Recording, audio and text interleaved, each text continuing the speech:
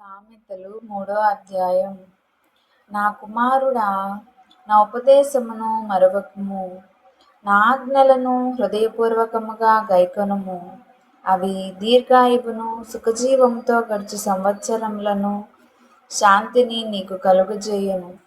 దయను సత్యమును ఎన్నడూను నిన్ను విడిచిపోనీయకుము. వాటిని కంఠభూషణములుగా ధరించుకొనుము. నీ హృదయమును పలక మీద వాటిని వ్రాసుకొనుము.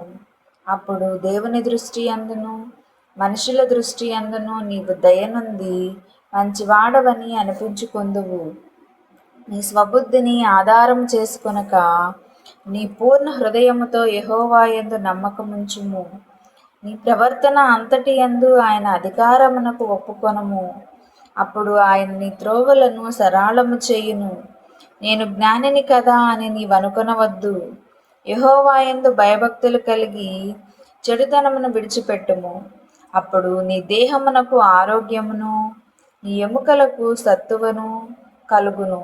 నీ రాబడి అంతటిలో ప్రథమ ఫలమును నీ ఆస్తిలో భాగమును ఇచ్చి యెహోవాను ఘనపరచుము. అప్పుడు నీ కొట్లలో ధనము సమృద్ధిగా నుండును. నీ గానుగలలో నుండి కొత్త ద్రాక్షారసము పైకి పొరలి పారును. నా కుమారుడా, యెహోవా శిక్షను తృణీకరింపవద్దు, ఆయన గద్దింపునకు విసుగవద్దు. తండ్రి తనకు ఇష్టుడైన కుమారుని గద్దించు రీతిగా యెహోవా తాను ప్రేమించి వారిని గద్దించును. జ్ఞానము సంపాదించిన వాడు ధన్యుడు, వివేచన కలిగిన నరుడు ధన్యుడు. వెండి సంపాదించుట కంటే జ్ఞానము సంపాదించుట మేలు, అపరంజి సంపాదించుట కంటే జ్ఞానలాభము నొందుట మేలు. పగడముల కంటే అతి ప్రియమైనది నీ ఇష్ట వస్తువులన్నీయు దానితో సమానములు కావు. దాని కుడి చేతిలో దీర్ఘాయువును దాని ఎడమ చేతిలో ధన ఘనతలను ఉన్నవి. దాని మార్గములు రమ్య మార్గములు, దాని త్రోవలన్నీయు క్షేమకరములు. దానిని అవలంబించి వారికి అది జీవవృక్షము. దాని పట్టుకొని వారందరూ ధన్యులు. జ్ఞానము వలన యెహోవా భూమిని స్థాపించెను, వివేచన వలన ఆయన ఆకాశ విశాలములను స్థిరపరచెను. ఆయన తెలివి వలన అగాధ జలములు ప్రవహించుచున్నవి, మేఘముల నుండి మంచు బిందువులు కురియుచున్నవి. నా కుమారుడా, లెస్సైన జ్ఞానమును వివేచనను భద్రము చేసుకొనుము. వాటిని నీ కనుల ఎదుట నుండి తొలగిపోనీయకుము. అవి నీకు జీవముగాను నీ ఎడమ అలంకారముగాను ఉండును.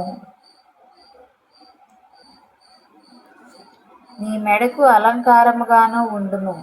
అప్పుడు నీ మార్గమున నీవు సురక్షితముగా నడిచెదవు. నీ పాదము ఎప్పుడునూ తొట్రిల్లదు.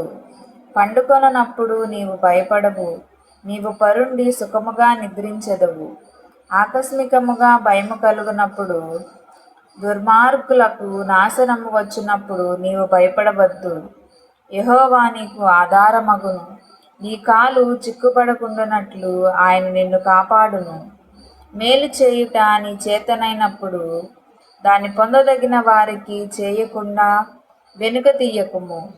ద్రవ్యము నీ యొద్దనుండగా రేపు ఇచ్చెదను, పోయి రమ్మని నీ పొరుగువానితో అనవద్దు.